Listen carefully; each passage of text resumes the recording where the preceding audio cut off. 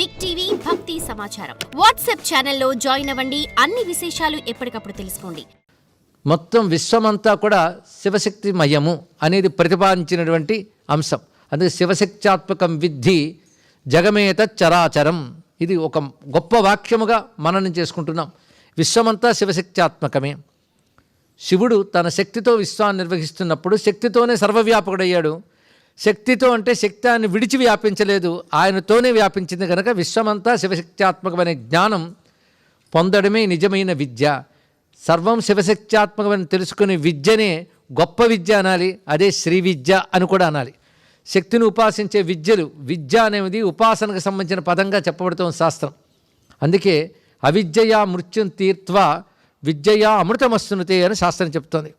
అవిద్య అంటే కర్మాచరణ అవిద్య కింద చెప్పారు. మనం అనుకునే అజ్ఞానం కింద అది కాదు. ఎందుకంటే శరీరం అనే భావన వస్తే కనుక కర్మ ఉండదు కనుక, దానికి శరీరం అనే భావనతో చేసేది కనుక దానికి అవిద్య అని పేరు పెట్టారు. దానితో కర్మ చేస్తే ఆ కర్మ వల్ల మనకి మృత్యుం తీర్త్వా మరణమును దాటుతామని చెప్పాడంటే అది కూడా పనికొస్తున్నది. అంటే కర్మను నిరసించలేదు, కర్మ వల్ల చిత్తశుద్ధి రావాలి, చిత్తశుద్ధి వల్ల భక్తి జ్ఞానాలు కలగాలి. అంతేగాని కర్మను తీసిపారేస్తారాగా. అయితే జ్ఞానం తెలుసుకున్న కొద్దీ నిస్సంగుడై జ్ఞానముతో కర్మని ఈశ్వరార్పణ బుద్ధితో చేస్తాడంతే. మొత్తానికి అవిద్యయా మృత్యుం తీర్త్వా విద్యయా అమృతమస్తునుతే అన్నారు. విద్య అన్నప్పుడు కూడా ఉపాసన అనే అర్థంలోనే వ్యాఖ్యాతలు కూడా తెలియజేశారు. అలాంటి విద్య, ఆ విద్యలే అమ్మవారుగా మనం భావించాం. కళాభ్యాం అన్నప్పుడు విద్యల రూపంగానే భావన చేశాం కనుక ఆ తల్లి దయ వల్లనే మాయాపాసం ఛేదించబడుతుంది. ఎందుకంటే ఆ తల్లియే అవిద్యారూపంగా జగత్తుని కప్పి నడిపిస్తున్నది.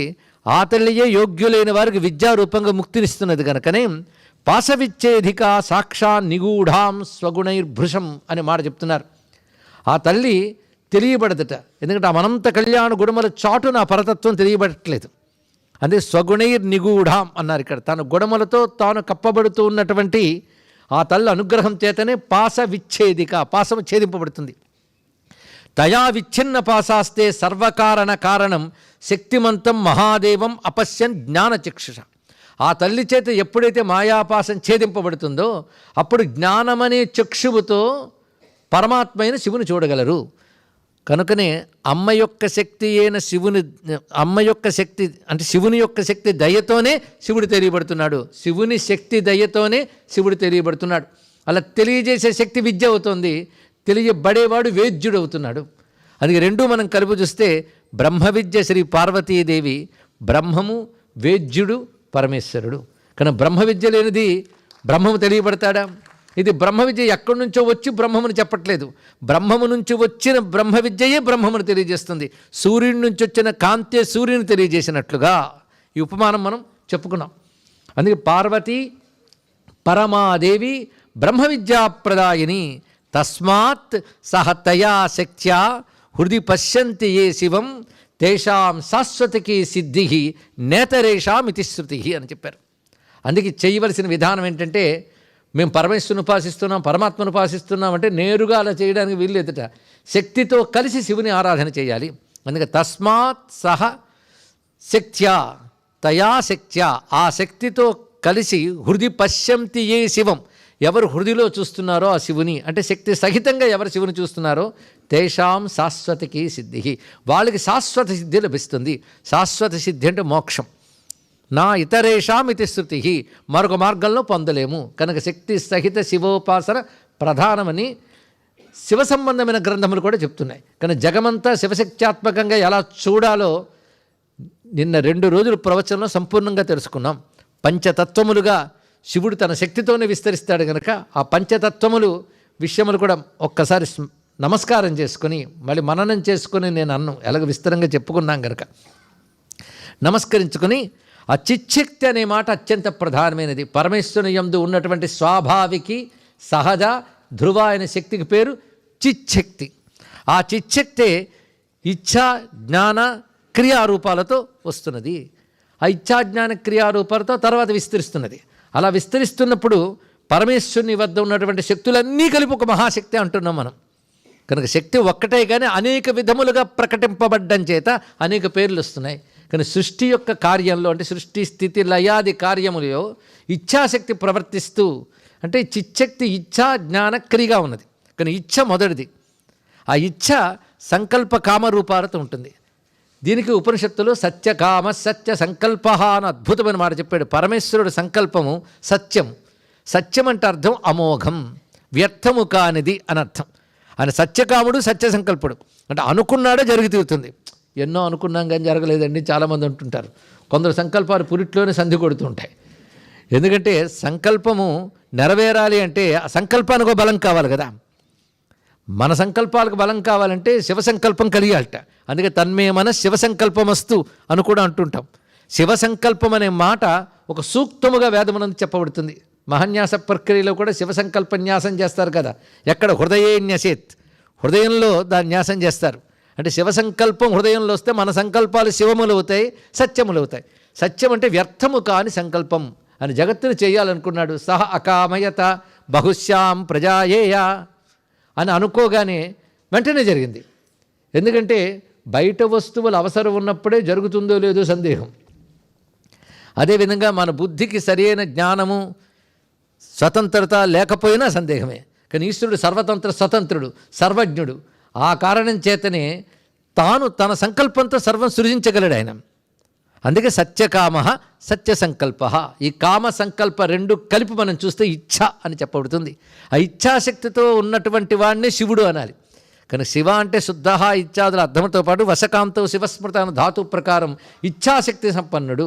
కానీ శివ అనగానే ఆయన ఇచ్ఛ స్వేచ్ఛామయుడు, తన ఇచ్ఛతో తానన్నీ చేయగలడు అని చెప్పుకుంటూ శివునికి మరొక 6 శక్తులు చెప్తున్నారు చూడండి.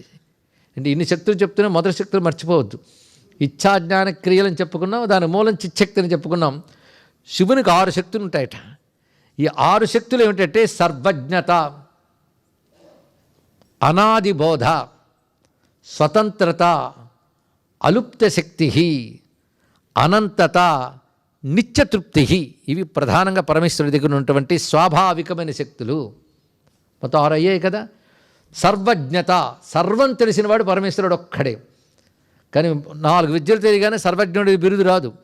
సర్వము తానైన వాడు, ఆయన మించిన జ్ఞానం అనేది వేరే లేదు. ఆయన జ్ఞానస్వరూపుడు. అందుకే సర్వజ్ఞత నిత్యం అనాది బోధ.